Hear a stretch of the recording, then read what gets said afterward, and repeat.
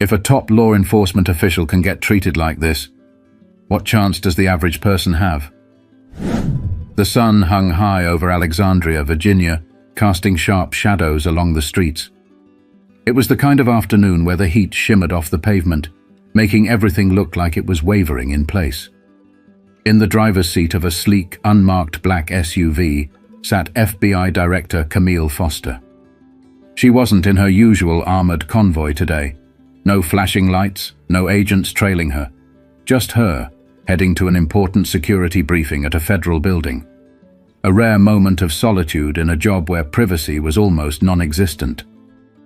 The streets were calm as she approached an intersection. Then, red and blue lights flooded her rear-view mirror. She frowned, glancing at the speedometer. 35 in a 35. No way she was speeding. Maybe it was a mistaken identity. Or maybe something had happened nearby, and they needed her to move. Either way, she wasn't about to ignore the flashing lights. She signaled, pulled over to the curb, and exhaled. "All right, what's this about?" she muttered under her breath, reaching for her credentials. A lone officer stepped out of the cruiser behind her. He was young, mid-30s at best, built like a linebacker. His mirrored sunglasses hid his eyes, but his stiff posture told her enough. He wasn't approaching this like a routine stop. Camille rolled down her window before he even reached the door. "Afternoon, officer. What's the issue?" No response. Instead, he rested a hand on his holster and stared her down. "License and registration." His voice was clipped, almost rehearsed. Something about it made the hairs on the back of her neck stand up. She forced a polite nod. "Sure, but I'd like to know why I'm being stopped first." The officer's jaw tensed. "Step out of the vehicle." Her brows lifted. No reason given. No explanation. Not even a standard "you were speeding" or "your tail lights out." This wasn't right. Camille kept her tone even. "I'd be happy to comply once you tell me why I'm being pulled over." His hand shifted slightly, just an inch, but enough for her to notice. His fingers hovered over the grip of his gun. "Step out," he repeated, his voice harder now, almost challenging. She could feel the tension thickening between them. She had been in law enforcement long enough to recognize an officer operating off pure ego. And that was dangerous. She sighed and moved slowly, deliberately. "All right, I'm reaching into my bag to show you my credentials." She kept her motions clear, lifting her purse from the passenger seat. No sudden moves. Her FBI badge was inside, plain as day. This should de-escalate everything. But as soon as her hand dipped into the bag, "Hands where I can see them!" The shout cut through the air like a gunshot. The officer had drawn his weapon, aimed directly at her. For a moment, time froze. Camille's grip on her purse loosened as she locked eyes with the barrel of the gun. People on the sidewalk turned. Cars passing by slowed down. A few pedestrians had stopped in their tracks, eyes wide as they reached for their phones. A quiet, sinking realization settled in her chest. This was about to become a spectacle. She kept her voice steady. "I am the director of the FBI. My badge is in my purse. I am reaching for it." The officer didn't blink. "Step out of the vehicle. Now." A few passers-by whispered among themselves. One of them, a woman in a denim jacket, was already recording. Camille's patience had a limit, but so did her choices. She slowly unbuckled her seatbelt and pushed the door open. As soon as she was upright. "Turn around. Hands on the roof." She clenched her jaw. "Officer, you are making a serious mistake." But his gun didn't waver. A slight shift in the wind carried the sound of sirens in the distance. More officers? Or someone who recognized what was happening? She wasn't sure. But she had a feeling this was far from over. And that's when everything spiraled. Camille kept her hands where he could see them. The heat of the sun pressed against her back as she stood beside her SUV, her palms flat against the roof.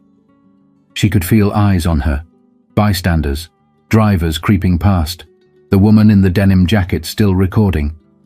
The officer hadn't lowered his weapon. "Are you carrying any weapons?" His voice was sharp, rehearsed. She took a slow breath. "I am the director of the FBI. I am armed, but I am legally authorized to carry my firearm." That should have been the end of it. Any competent officer would take a step back, reassess, and confirm her identity. But instead, she heard the distinct click of his radio.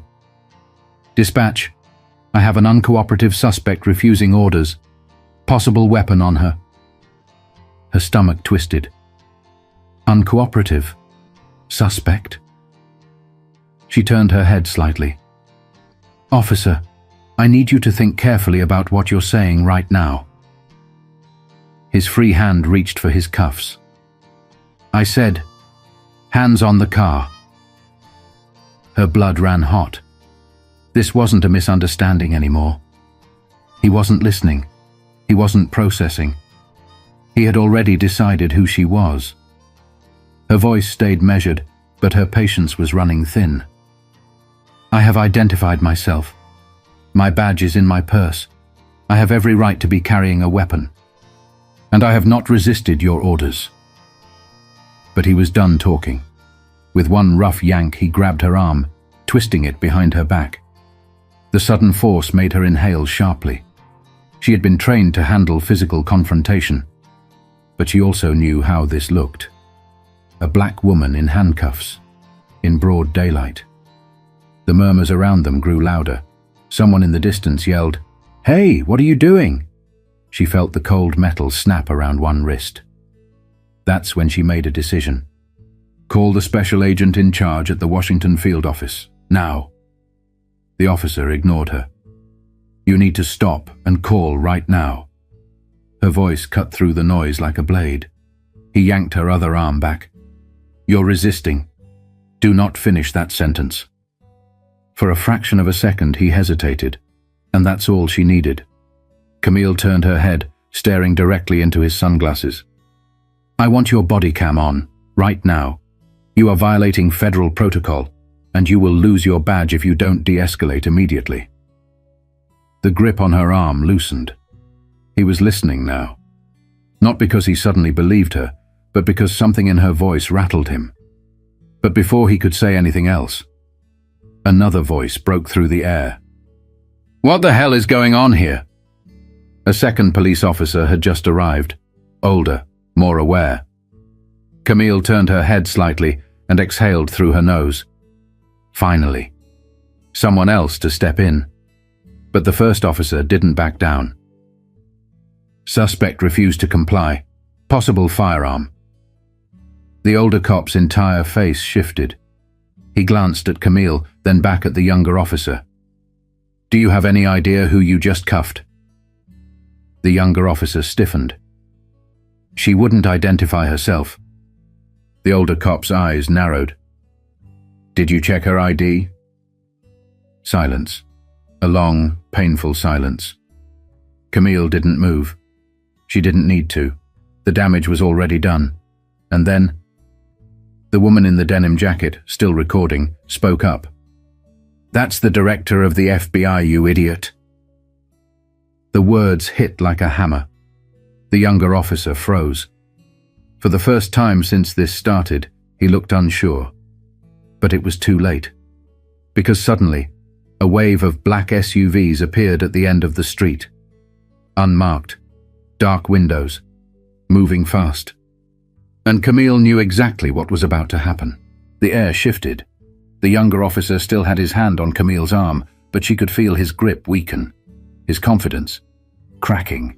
His eyes darted toward the row of unmarked black SUVs barreling down the street. No sirens, no announcements, just raw, silent authority moving in. The older cop took a step back. He knew what was coming. "You need to let go of her. Now." His voice was tight, almost a whisper. But the younger officer's pride wouldn't let him. He had doubled down too hard, convinced himself he had this under control. His radio crackled. "Unit 12, do not engage. Stand down immediately." Too late. The first SUV skidded to a stop, and before the wheels even stopped turning, the doors flew open. 5 federal agents. Black suits, earpieces, weapons visible but holstered. And leading them, Deputy Director Andre Lawson. Camille exhaled through her nose. If Lawson was here, the situation had already escalated past control. He was on her in 3 strides. "Get these cuffs off her, now." The younger officer froze, his hands still on Camille's wrists. Lawson's voice dropped to something lethal. "I said, now." The officer fumbled, his fingers suddenly clumsy as he unlocked the cuffs. Camille rolled her shoulders as the metal clinked open, stepping forward to put space between her and the cop. But Lawson wasn't done. He turned to the officer with a cold, razor-sharp glare. "Name and badge number." The officer hesitated. Lawson's patience gone. He turned his head slightly. "Agent Foster, get his badge number. Get his commanding officer on the phone, now." One of the agents pulled out a phone, stepping aside as they made the call. The younger cop's chest rose and fell in sharp, panicked breaths. His face was drained of color. Camille rubbed her wrists, watching the moment reality hit him. The crowd had grown. Phones were everywhere. The woman in the denim jacket? Still filming. The older cop ran a hand over his face. Jesus Christ. He turned to the younger officer. "You just put hands on the director of the FBI." It sunk in. The younger cop took a step back. His mouth opened, then shut. Camille, for the first time, spoke. "You ignored my credentials. You ignored my lawful right to carry. You ignored every single protocol meant to prevent this exact situation." The officer swallowed hard. She cut him off. "You called me a suspect. You said I was resisting. You had your gun pointed at me." The words hung in the air. The younger officer's breathing grew unsteady. Lawson was watching him like a wolf staring down prey. Then, the final blow. "You're done." Camille didn't yell it. She didn't need to. The certainty in her voice was enough. The officer flinched, because he knew, right there, in front of everyone, his career had just ended. And then, as if to seal his fate, the voice from the phone call came through the agent's speaker. "Effective immediately, Officer Daniel Briggs is suspended without pay pending investigation. Federal authorities will be handling this case. Bring him in." A heartbeat, then chaos. The same agent who had made the call stepped forward. "Turn around. Hands behind your back." Officer Briggs didn't move. The older cop's voice was pained. "Son, don't make it worse." For the first time since this started, Briggs looked scared. Really, truly scared. His own handcuffs, the same ones he had used on Camille minutes ago, were now being locked around his own wrists. Bystanders whispered. Some shook their heads. Others just watched in silence. Briggs barely resisted as they walked him toward the SUVs. His face was pale, his hands trembling. "Camille?" She just watched. Her wrists still ached, but she didn't rub them anymore. She didn't need to. Because this was bigger than her now, and the world was about to see it. The street was silent. Not because there was nothing to say, but because everyone knew what had just happened. Officer Daniel Briggs, the same man who had forced Camille onto the pavement minutes earlier, was now in cuffs himself. His head was low, shoulders slumped, the weight of his actions finally hitting him. Lawson didn't say a word as Briggs was led toward one of the black SUVs. The same treatment Briggs had given Camille was now being given to him. Irony had a cruel way of showing up. The crowd wasn't cheering. This wasn't some viral feel-good moment. This was ugly. It wasn't about one bad cop. It was about what everyone had just witnessed. A black woman in power, humiliated on the street. A police officer so certain of his authority, he ignored protocol, ignored reality, ignored the very rules he was sworn to follow. And now, it was all unraveling. The woman in the denim jacket, still filming, stepped forward. "Director Foster, do you have anything to say?" Camille blinked. She hadn't realized how tired she felt until now. Her voice, when she spoke, was steady, controlled. "I'm fine, but this isn't just about me." The woman nodded. She understood, because everyone watching understood. The video had already hit social media. It was being shared, clipped, dissected. Every second of what had happened was now in the hands of the public. And just like that, this was no longer just a bad traffic stop. It was a national headline. By the time Camille reached the Washington field office, it was everywhere. Cable news, Twitter, Instagram. FBI director detained at gunpoint by officer. Suspect now in custody. Black woman in power still treated as a threat. How much has really changed? Law enforcement under fire after latest incident of excessive force. She scrolled through the headlines in the back of the SUV. Lawson sat across from her watching. "You good?" She didn't look up. "You think he'll talk?" Lawson scoffed. "Briggs, he doesn't have a choice. His body cam footage is being pulled, and once that video gets out, there's no defending what he did." She knew that, but that wasn't what she meant. Briggs had power, and he abused it. Without hesitation, without doubt. Because deep down, he believed he was right. How many others did too? The next day, the footage was released. The raw, unedited body cam video. People saw everything. The way Briggs ignored her badge. The way he went straight for dominance instead of reason. The way he grabbed her, forced her down, pulled his gun without real cause. And the way he froze when he realized just who he had thrown into cuffs. The outrage? Immediate. Briggs was charged with unlawful detainment, excessive force, and falsifying a police report. Camille read the official statement from the Department of Justice. The actions of Officer Daniel Briggs were in direct violation of federal law and law enforcement protocol. His failure to verify the identity of Director Foster before escalating force demonstrates gross negligence and misconduct. He will be prosecuted to the fullest extent of the law. He was facing federal charges. And suddenly, everyone in law enforcement had an opinion. Some officers rushed to defend him, saying he had acted on instinct. Others pointed out the obvious. If he could do this to the director of the FBI, what was stopping him from doing it to someone without power? The conversation exploded. Was this a power trip? Racial profiling? Gender bias? All of the above? The public had already decided. And Camille? She knew this was bigger than just one bad cop. This was a mirror. A mirror that some people didn't want to look into. But they couldn't ignore it now. The world was watching. The footage had done what Camille already knew it would, forced a conversation that some people didn't want to have. News anchors dissected every frame. Social media erupted with opinions. Some people were furious, calling for deeper investigations, wondering how many other officers acted like Briggs but never got caught.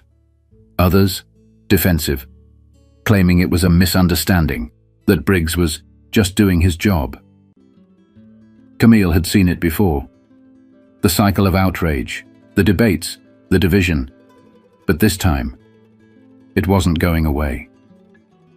Briggs sat in a federal holding cell waiting for his arraignment. He had lost everything. His badge, his pension, his future. And Camille, she didn't feel victorious. This wasn't a win. It was a reminder. She sat in a conference room at FBI headquarters, staring at her phone as another news alert flashed across the screen. Officer Briggs formally charged. Prosecutors seek maximum sentence. Lawson sat across from her, flipping through a file. Justice served. She exhaled. Justice would be if this never happened in the first place. He grunted. "You know it's not just him." She did. Briggs was a symptom, not the disease. How many others walked around with that same unchecked power? How many more times would someone with less authority, less protection, less of a voice, get treated the way she was, but with no one there to stop it? She thought of the videos that didn't end like hers, the ones that ended in bodies, not arrests. She knew people would try to make her case the exception. She wasn't mistreated because she was black, he just didn't recognize her. This wasn't about power, he just made a mistake. But Camille knew better. This wasn't about who she was. It was about who he assumed she wasn't. And that was the real problem. The case against Briggs moved fast. The department was in damage control mode, eager to show that they didn't stand for misconduct. The trial was swift and public. Briggs took the stand. His voice shook as he tried to explain himself. "I thought she was reaching for a weapon. She wouldn't comply. I was following my training." Camille sat in the courtroom, watching him try to justify something that had no justification. She could see it in his eyes.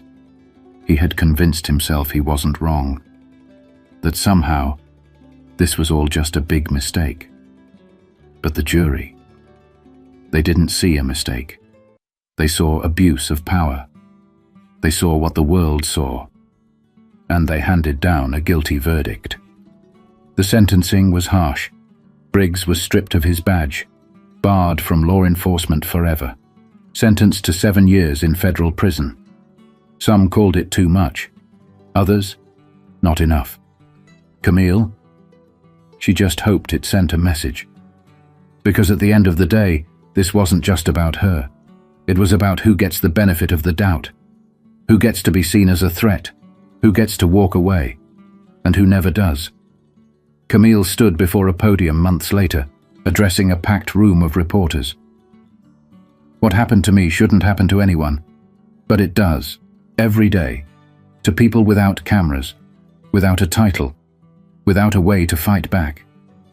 She let that sink in. This isn't just about one officer. It's about accountability. It's about making sure that no badge gives someone the power to violate the rights of another person. And it's about making sure that the people we trust to enforce the law actually follow it themselves. The cameras flashed, the pens scribbled, the world listened. And she hoped, this time, something would change. What do you think? How many times does this story need to happen before real change comes? How do we hold law enforcement accountable? Not just in extreme cases like this, but every day. Let's talk about it. Drop your thoughts in the comments. And if this story made you think, even for a second, share it. Because the more people who see it, the harder it is to ignore.